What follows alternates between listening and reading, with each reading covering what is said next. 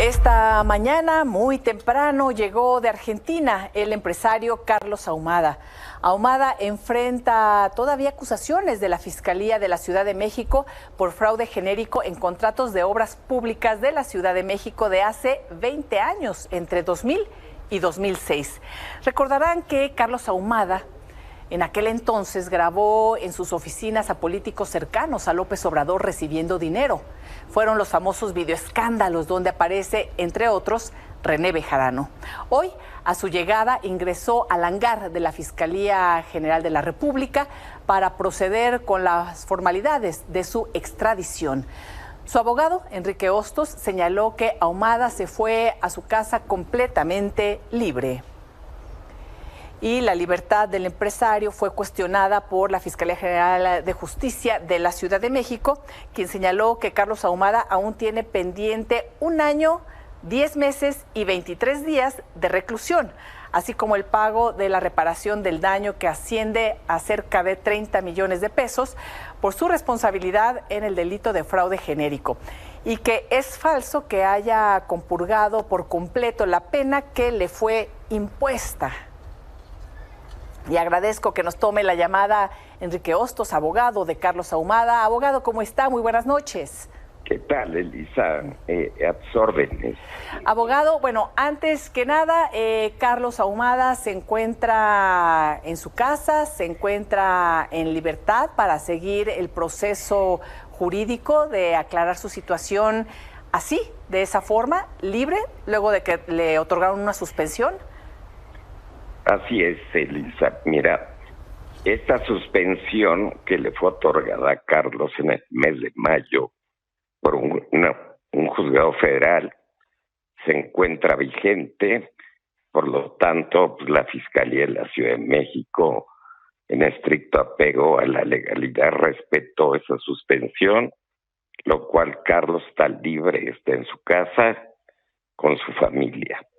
Estamos en espera de que el juez de enjuiciamiento, que fue la autoridad judicial que libró la orden de reaprehensión, que no pudo ser ejecutada precisamente por la suspensión, estará por notificarnos el día de mañana la fecha de la audiencia, en donde formularemos unos alegatos en el sentido de que el juez declare prescrita la sanción que le fue impuesta como la sanción económica. ¿Esta sanción incluiría también esta reclusión que indica la Fiscalía Capitalina que aún tiene pendiente de cerca de 2 años, un poco menos? Sí, es así, Elisa. Mira, la sentencia que dictó la primera Sala Penal del Tribunal Superior de Justicia en octubre del 2009 le impuso una pena de 5 años de prisión, de los cuales Carlos compurgó del 2004 a mayo del 2007, 3 años, 1 mes. Esto me consta porque yo fui su defensor desde esa fecha. Sí. Y por lo tanto, pues sí, efectivamente, quedaría por compurgar 1 año, 11 meses aproximadamente. Sin embargo, pues si quiero recalcar, la sentencia es del 2009, sí. Estamos en el 2024 y las reglas de la prescripción que están previstas en el Código Penal de la Ciudad de México son muy claras al respecto, y pues no tengo la menor duda que si el juez en forma imparcial y con estricto apego a la ley debe declarar prescrita la sanción, tanto corporal como la sanción económica.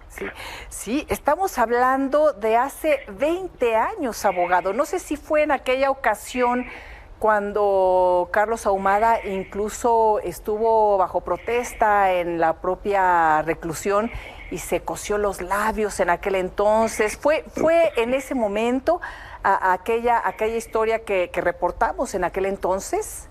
Sí, me recuerdo que sí, en los medios. Pues sí, Carlos en su momento pues tomó esa decisión, la respeto, pero pues, ahora lo que estamos evitando es que, por las razones legales que te comento, vuelva a ingresar y a ser privado de su libertad. Ahora, ¿por qué retomar o revivir este caso? ¿Se revive o simplemente siempre permaneció esta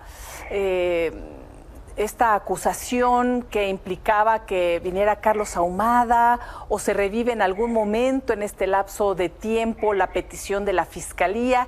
¿Qué sucede ahí en este ínter de 20 años? Pues, mira, desde mi punto de vista como su defensor, lo que puedo manifestar con claridad es que la Fiscalía de la Ciudad de México, que fue la autoridad que solicitó la petición de extradición al gobierno argentino, como ya sabemos, pues fue fuera de tiempo, es extemporánea, porque de haberla hecho en tiempo, pues otra situación jurídica pudiera haberse presentado en su contra.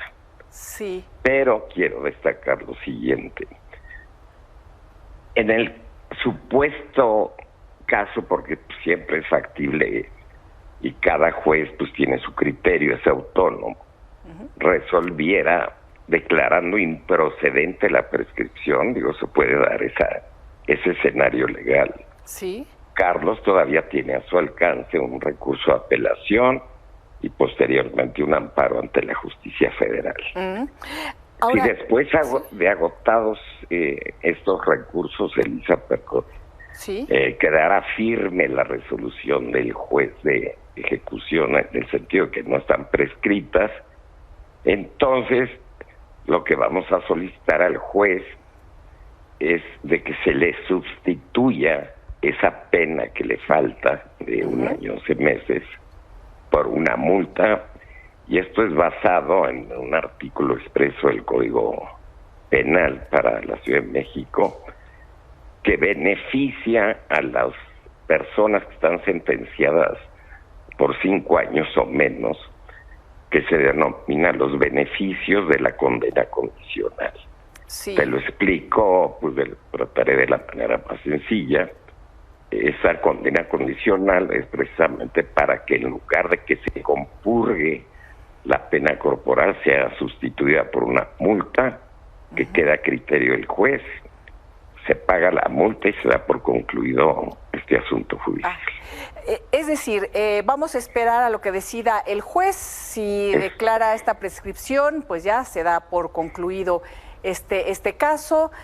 Carlos Ahumada queda libre de cualquier cargo. Si no, entonces irán a la apelación, también cuentan con el amparo y en su caso esta petición de sustitución de multa de la pena corporal, de decir que no ingrese a prisión, sino que sea a través de la multa. Es como este proceso. Ahora, recuerdo que México, no sé si se había desistido de la extradición, abogado, y entonces Carlos Ahumada decide venir acá a México para aclarar toda esta situación legal, ¿o fue parte de la extradición que solicitaba México?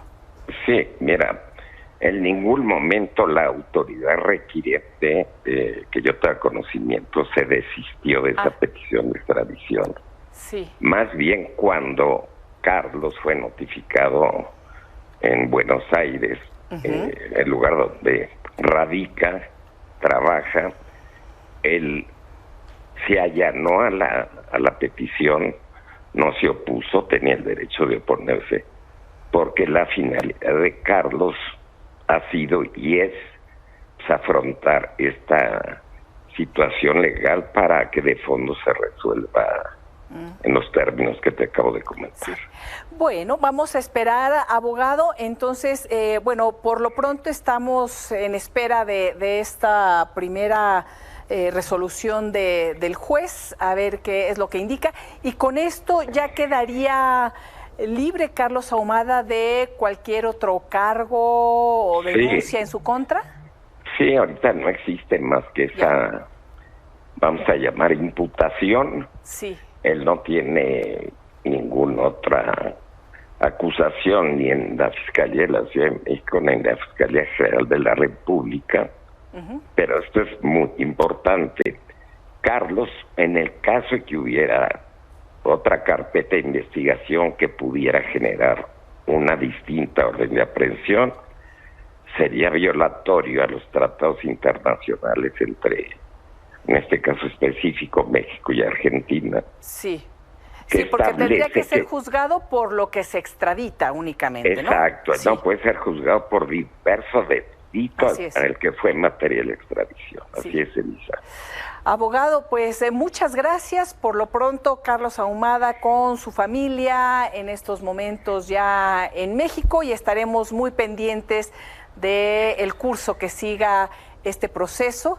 Y bueno, le agradezco que podamos seguir en contacto. Yo quedo a sus órdenes y en cuanto tenga fecha de audiencia se hará del conocimiento de usted. Abogado Hostos, muchísimas gracias. Muy buenas noches. Gracias.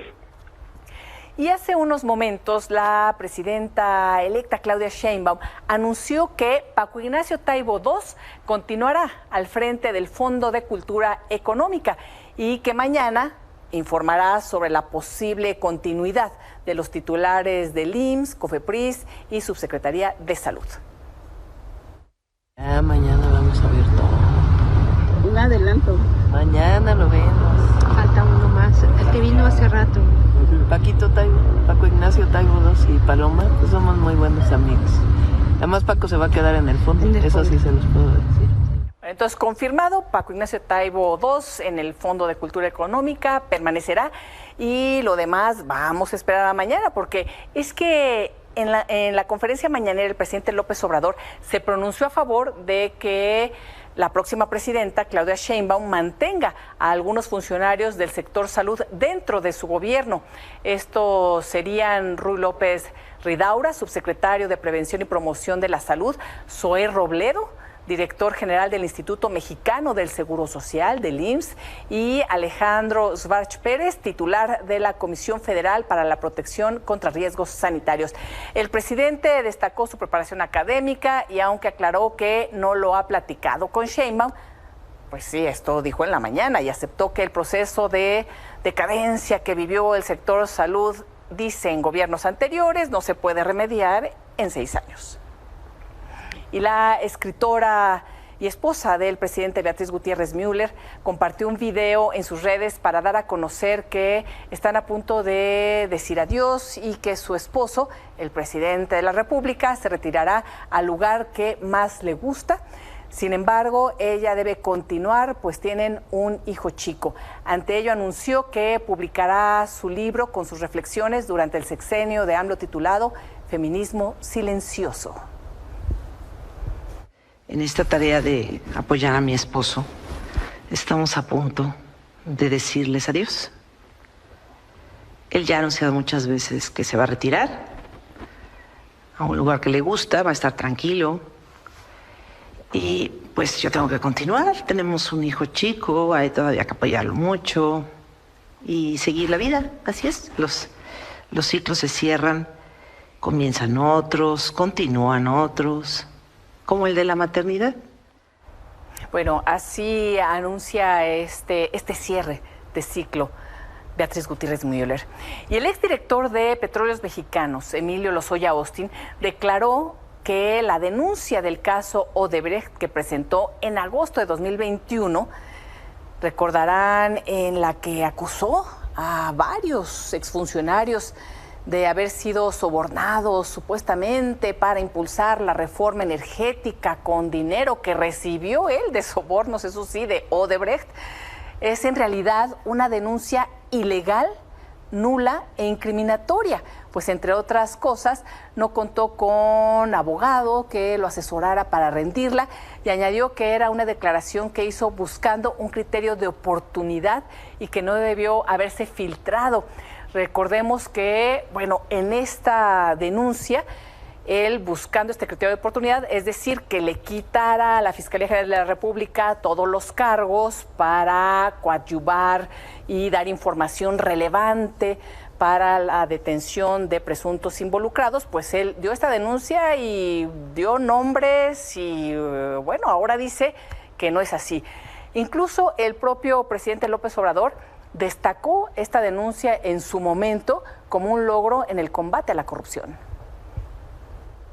Todo indica que es cierta, efectiva, que no es apócrifa, que es la denuncia que en efecto presentó a la Procuraduría. O sea, que el documento es auténtico, que no haya ocultamiento de la información, que no se manipule, que no haya silencio. Se filtró, se dio a conocer la denuncia del señor Lozoya, que implica a muchos funcionarios públicos. Esta es la denuncia, es un texto, yo diría que de lectura obligatoria, está en las redes sociales, es fuertísimo, muestra toda la red de complicidades, de componendas, de cómo operaba el régimen de corrupción, de injusticias, de privilegios, y nunca se había visto algo así. Bueno, pues resulta que después dijo que no es cierto y el presidente sí le dio vuelo al contenido, mencionó los nombres de esta denuncia que presentaba Emilio Lozoya para él librarse de las acusaciones, de las denuncias en su contra. Esta mañana el presidente López Obrador reaccionó a esta polémica que generó sobre la información de Emilio Lozoya y el caso Odebrecht. Eso tiene que ver con la fiscalía, pero pues son procesos, ¿no? Si él mintió, pues que se retracte. Ahora es muy cuesta arriba todo esto, porque la denuncia ni siquiera es de nuestro gobierno, la hicieron desde el gobierno anterior por lo de Odebrecht, pero hay que esperar a ver qué dice la fiscalía.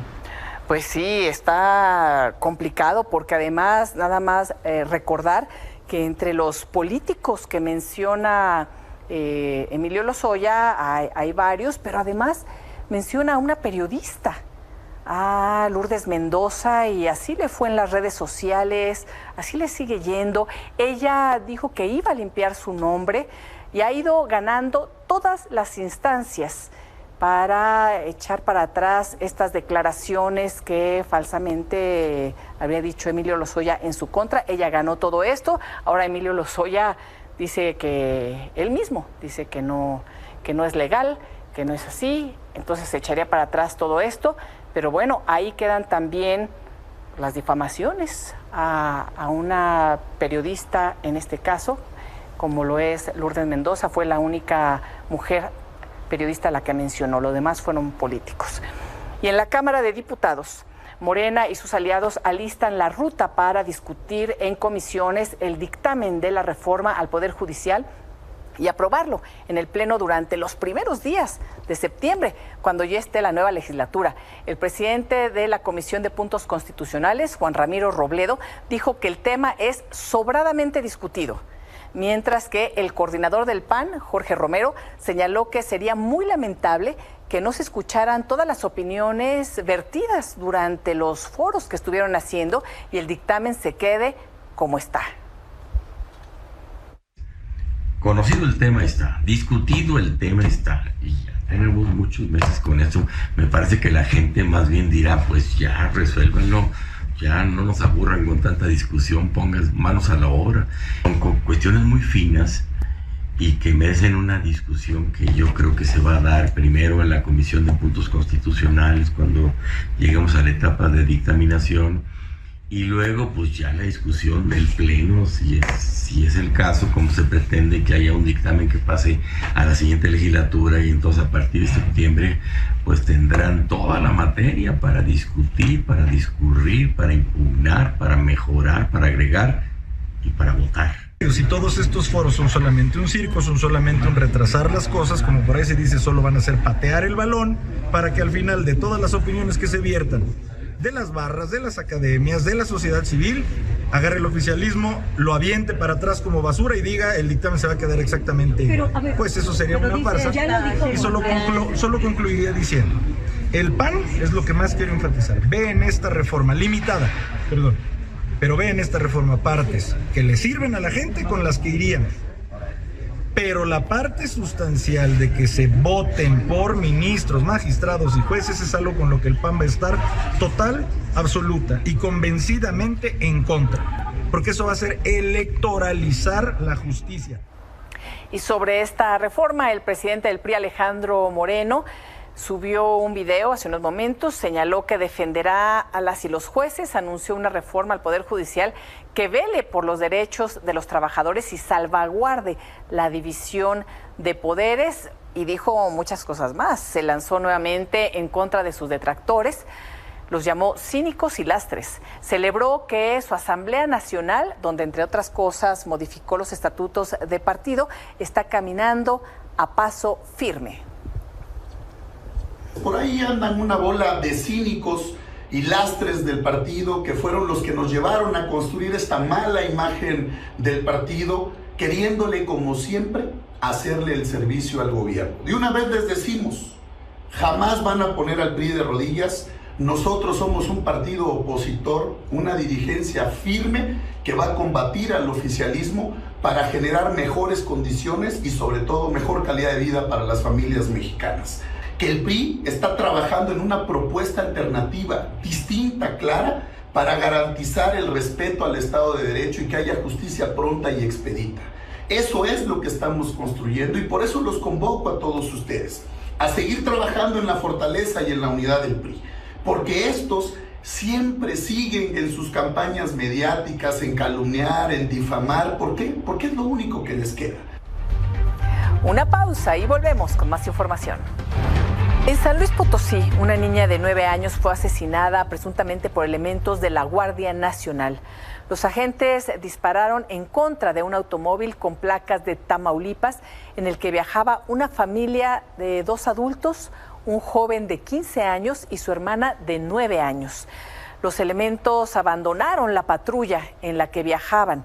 Las autoridades confirmaron la detención de los 2 agentes de la Guardia Nacional, una historia que se repite en muchas ocasiones y que hemos consignado aquí, que no se detienen, disparan y asesinan a inocentes. La oficina del Alto Comisionado de las Naciones Unidas para los Derechos Humanos condenó el asesinato de esta menor.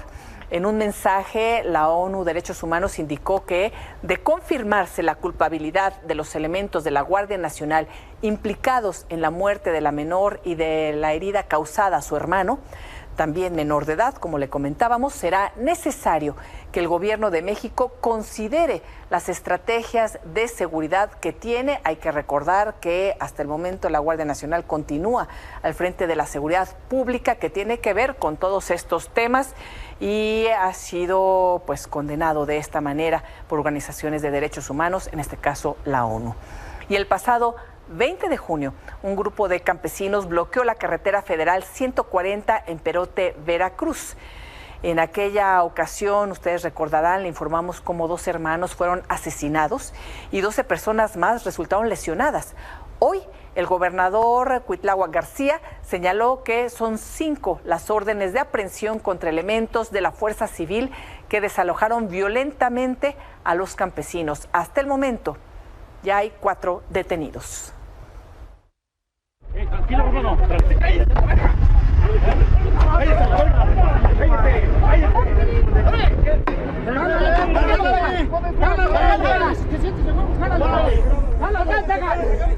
qué pegas? ¡Dale, dale, dale! ¡Dale! ¡Dale! ¡Aquí me matas! ¡Tírale, tírale! ¡Tírale, idiota! ¡Tírale!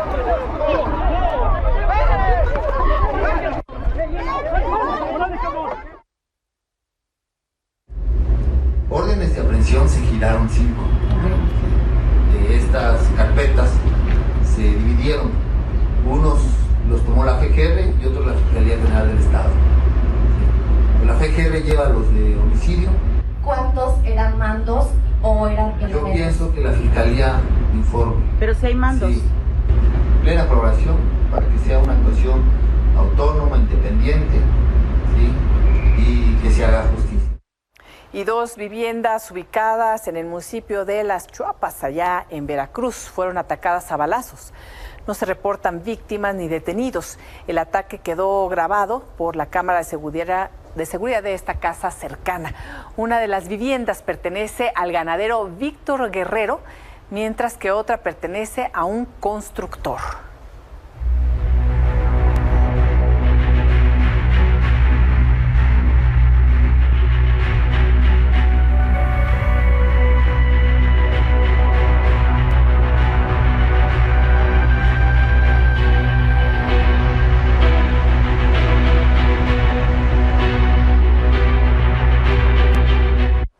Y ante el abandono de las autoridades en Michoacán, comunidades indígenas siguen apostando a la figura de autogobierno, como es el caso de la localidad de Coire en el municipio de Aquila.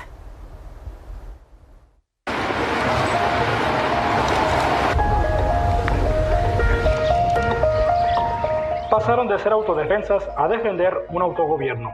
Las comunidades de la costa michoacana dejaron las armas y ahora sus pobladores mantienen una lucha por lograr su autonomía por la vía pacífica.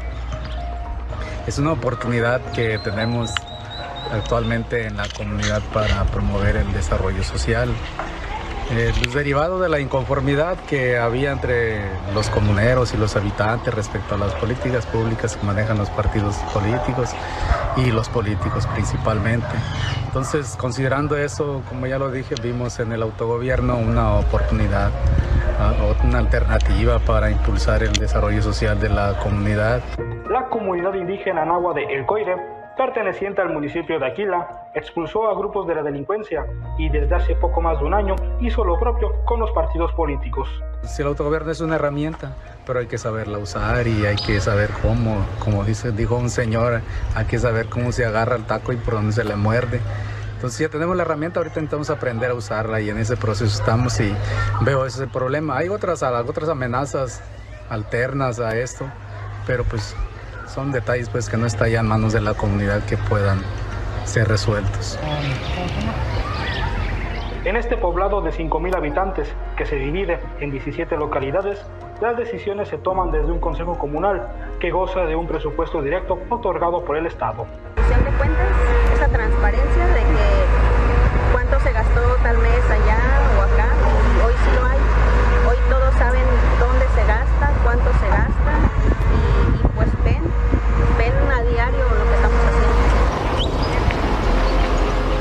Sin embargo, para la atención de otras demandas, como la rehabilitación de caminos, requieren del apoyo de autoridades federales y estatales. Pese a ser autogobierno, piden no ser abandonados.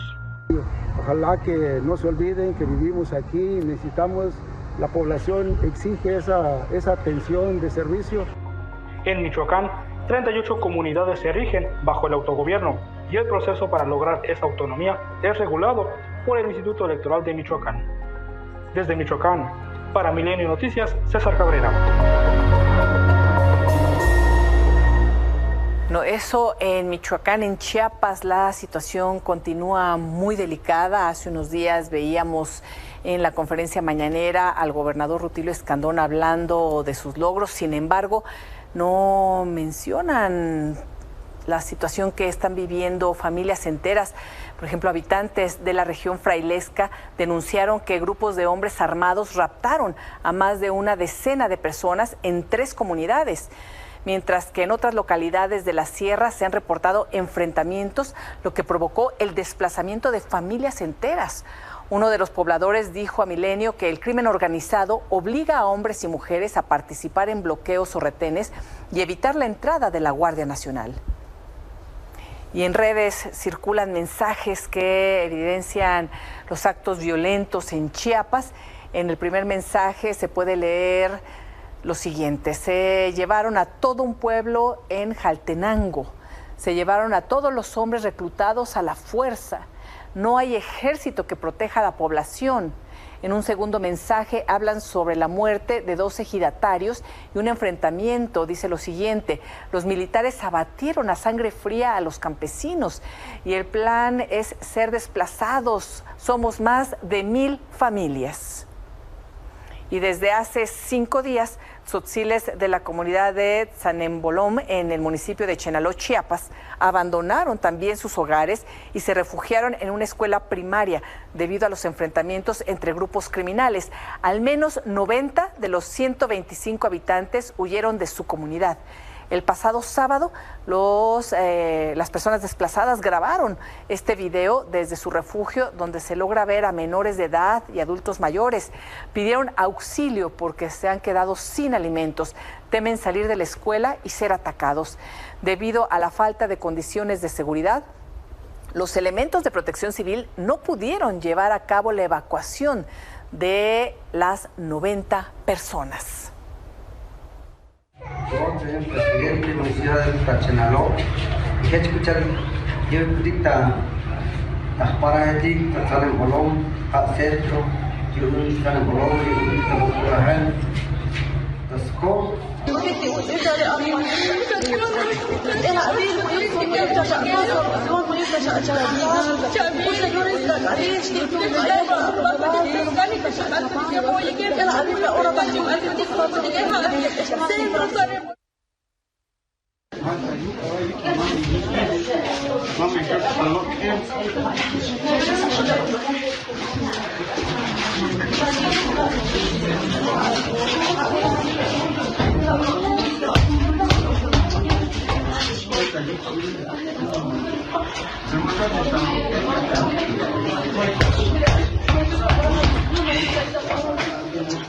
Jonathan González, te encuentras en Chiapas y siempre tienes el reporte puntual. Veíamos estas imágenes, también los mensajes en redes sociales que hemos consignado hace unos momentos. A ver, vamos por partes. ¿Qué es lo que está pasando primero con esta comunidad desplazada que está pidiendo auxilio porque se están quedando sin alimentos y temen salir? Jonathan, buenas noches. Elisa, ¿qué tal? Muy buenas noches. Te saludo desde Chiapas, efectivamente. Y como tú ya lo decías, pues prácticamente a través de estos videos, los pobladores de Tzanembolom, municipio de Chenaló, pues han clamado la intervención inmediata de las autoridades de los 3 niveles de gobierno. Sin embargo, pues no han sido ayudados y precisamente este martes elementos de protección civil intentaron pues rescatarlos, lograron ingresar hasta esta comunidad de Tzanembolom. Sí, y también pues tener contacto con estas personas quienes se encuentran refugiadas en una escuela primaria de la comunidad. Sin embargo, decirte que el grupo armado únicamente les dio un tiempo límite de 30 minutos. Pasado los 30 minutos, el grupo armado pues empezó a abrir fuego contra las personas, por lo que los elementos de protección civil huyeron también de esta zona en conflicto, de tal forma que los tzotziles pues no pudieron ser rescatados ni liberados. Decirte que lamentablemente pues esta comunidad de estas personas no ingresaron con el acompañamiento de las fuerzas federales y estatales. Sin embargo, pues se espera que en próximos días, hasta el momento no han confirmado si el día de mañana volverán a hacer un nuevo intento para rescatar. Sin embargo, pues las personas hasta ahorita pues se mantienen en esta escuela primaria hacinadas. Como tú ya bien lo mencionabas, son cerca de 90 personas, entre niñas, mujeres y hombres, quienes están ahí en ese lugar. Ya se les ha acabado el alimento, no tienen un lugar pues donde dormir, duermen prácticamente en el piso y sobre todo pues las necesidades básicas pues las realizan ahí mismo. Prácticamente estamos hablando que están en condiciones de falta de higiene y sobre todo de apoyo. Es por ello que pues también en este día los activistas y defensores de derechos humanos hicieron un llamado para que se atienda esta problemática que sin duda pues inició desde 2021 cuando este grupo, uno de los grupos armados que se disputan el territorio en Panteló, pues prácticamente desapareció a las 21 personas y a partir de ese momento fue cuando también la violencia se comenzó a expandir hacia las comunidades que se encuentran muy cerca de la cabecera municipal. Y pues bueno, es lo que estamos viendo en este momento. la violencia que están viviendo los pobladores de Tzanebolón, que lamentablemente, pues este martes no pudieron ser rescatados. Elisa, es el reporte que tenemos. Jonathan, qué fuerte situación la que se está viviendo, la población abandonada a su suerte, enfrentando, bueno, ni siquiera rodeados de este grupo criminal, las autoridades de protección civil huyendo, las fuerzas federales que no llegan y bueno, parte de lo que estamos viviendo ahí. Y también informábamos sobre lo que sucede en la región frailesca, en donde vemos también estos mensajes muy alarmantes en redes sociales de las personas indicando que la gente está siendo secuestrada, está siendo raptada. Así es, Elisa, lamentablemente, pues la violencia en el estado de Chiapas pues ha regresado. Ahora pues tenemos estos dos hechos, tanto en la región de Los Altos como en la Frailesca, donde precisamente pues un centenar pues de personas fueron raptados por este grupo criminal y donde además fueron obligados a participar en este bloqueo. Decirte que las personas heridas fueron trasladadas a un hospital comunitario en el municipio de Jaltenango. Ahí recibieron esta atención médica. Sin embargo, de manera preliminar se habla de que fueron 2 personas las que fallecieron. Se desconoce la identidad todavía de estas personas, pero pues la violencia también se ha agudizado en la sierra, en la zona de Chicomucelo, donde pues prácticamente los pobladores también se encuentran secuestrados en el auditorio municipal. No les permiten salir y además este grupo armado pues instaló parte de algunos elementos que vigilen en la zona de las terminales de autobuses, en las terminales del transporte colectivo y también de taxi, para evitar que la población huya. Sin embargo, pues hubo quienes sí pudieron hacerlo a pie y se refugian en algunas comunidades aledañas.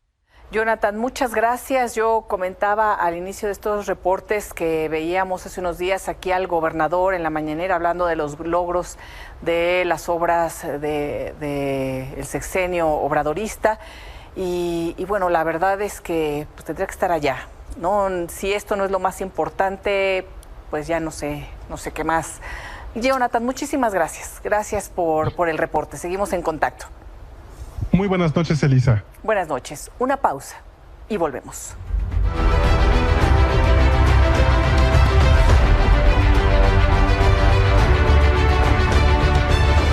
Y vámonos hasta Estados Unidos porque nuestro compañero Alejandro Domínguez se encuentra en Milwaukee en la convención republicana cubriendo todo lo que sucede por allá. Alex, buenas noches.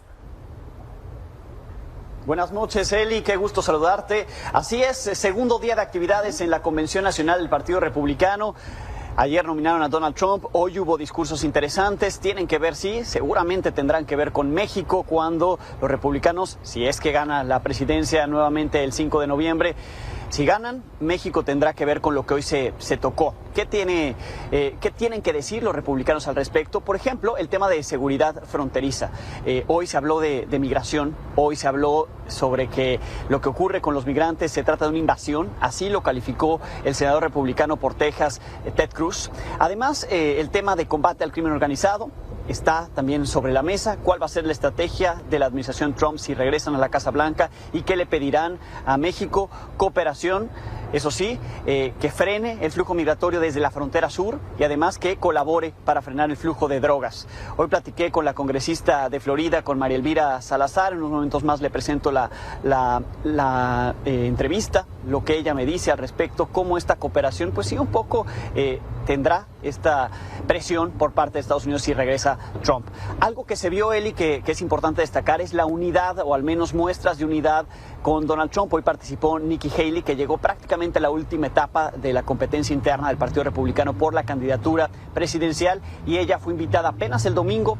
Dijo que Trump le invitó personalmente para venir a dar un mensaje de unidad y dijo claramente al inicio de su presentación que ella le daba su respaldo absoluto a Donald Trump. Igual hizo Ron DeSantis, que compitió también por esta candidatura, el gobernador de Florida. Así es que Trump tiene al Partido Republicano entregado para él. Veremos cuál es su mensaje el próximo jueves, un mensaje que dicen que será de unidad, en el que convocará a todos los estadounidenses a estar unidos frente a la elección del próximo 5 de noviembre, Eli. Alex, muchísimas gracias. Estaremos atentos a la entrevista y a toda la información y sobre todo todos estos temas que competen a la relación México-Estados Unidos, muy importante, de las declaraciones de quienes podrían estar al frente de la presidencia en caso de ganar Donald Trump. Muchísimas gracias, Alex. Seguimos atentos, Eli. Fuerte abrazo hasta México. Fuerte abrazo. Y muchas cosas alrededor de todo lo que está sucediendo allá en Estados Unidos. Por ejemplo, luego del atentado en contra del expresidente Donald Trump, esta mañana López Obrador sugirió a Joe Biden, al propio Trump, firmar en su calidad de aspirantes al gobierno de Estados Unidos un acuerdo para regular la venta de armas en su país. Consideró que esta medida sería una muestra de unidad y paz, además de que también ayudaría a México. Yo creo que sería un acto bien visto por los estadounidenses el que firmaran los dos candidatos un compromiso de regular la venta de armas en Estados Unidos. Sería un acto de buena fe en busca de la unidad y de la paz. Bueno, parte de lo que se está diciendo de un lado y del otro, pero en la Convención Nacional Republicana, por ejemplo, fue proyectado un video en donde señalan que Biden ha sido grandioso para los cárteles mexicanos de la droga. This weak man has been great for the Mexican drug cartels, while being a death sentence for over 300,000 Americans. Bueno, todo esto en el contexto en el que nos acaba de informar Alex Domínguez, donde se discutió todo este tema también del narcotráfico, de la migración, en fin, vamos a estar muy atentos y nada más comentar que tras el anuncio de que J.D. Vance será el candidato a vicepresidente de Estados Unidos y acompañará a Donald Trump rumbo a las elecciones, en redes recordaron, salió a la luz un spot que grabó en 2022 donde criticó la política de puertas abiertas de Joe Biden respecto a la migración y esto es parte, o por lo menos en ese momento, de su postura. Are you a racist? Do you hate Mexicans? The media calls us racist for wanting to build Trump's wall. They censor us, but it doesn't change the truth. Joe Biden's open border is killing Ohioans, with more illegal drugs and more Democrat voters pouring into this country. This issue is personal. I nearly lost my mother to the poison coming across our border. No child should grow up an orphan. I'm J.D. Vance, and I approve this message because whatever they call us, we will put America first.